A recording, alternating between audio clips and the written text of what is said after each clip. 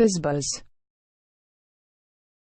This coding problem was asked in Facebook interview. The problem states that you are given a deck of cards represented as an array. You have to shuffle this deck, and you are given a function that takes an input n which generates a random number between 0 to n-1. To solve this problem, let's consider that we only have a deck of 6 cards right now. That is 1, 2, 3, 4, 5 and 6.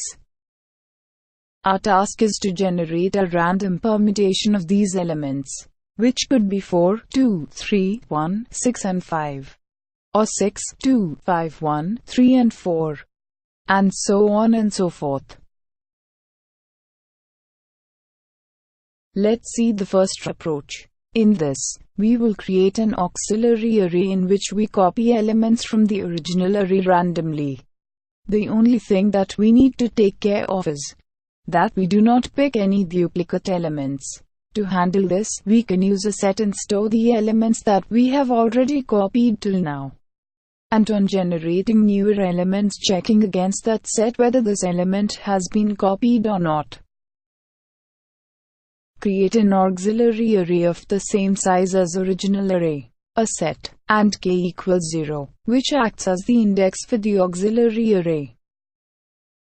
Generate a random number using length of the array n. Random n will give numbers between 0 and n-1, which are the indices of the array. Check if that index was generated before, by checking if it is present in the set. If yes, then generate new index by going to step 2.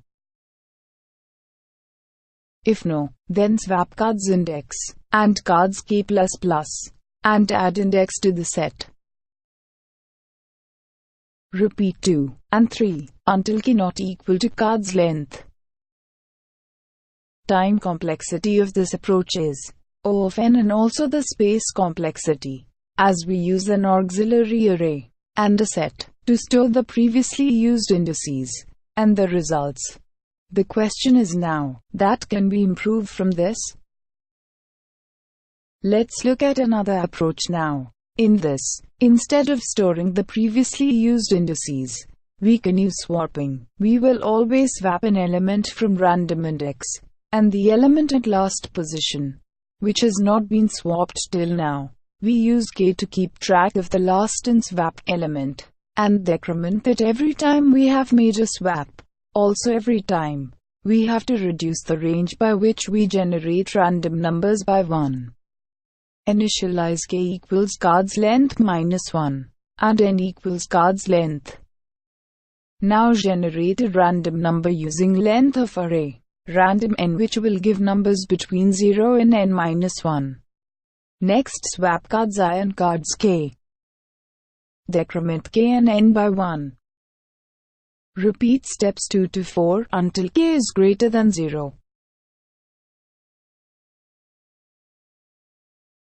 Let's look at an example now. Let the cards be 1, 2, 3, 4, 5 and 6. This means n equals 6 and k equals 5. Generate a random index, idx equals 5. Swap element at k and idx, which is 5 and 5 in this case. So, no actual swap occurs.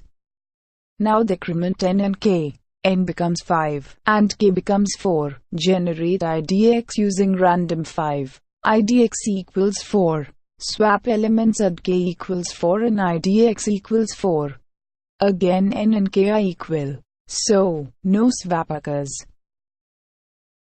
Decrement n and k by 1. Generating idx again. Let's say we get idx equals 1. So, now swap cards at 1 and 3. The cards become 1, 4, 3, 2, 5 and 6.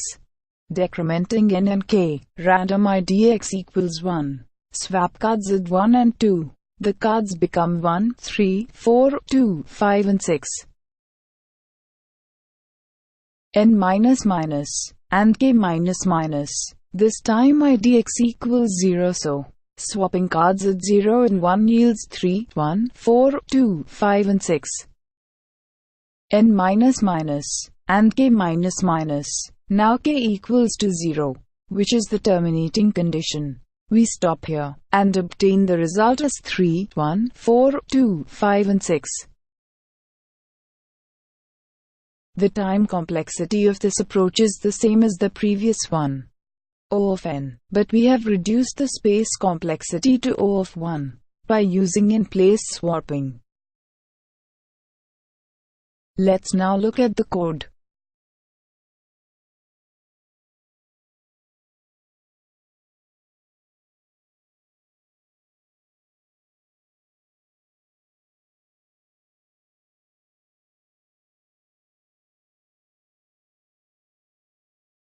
Thank you so much for watching the video.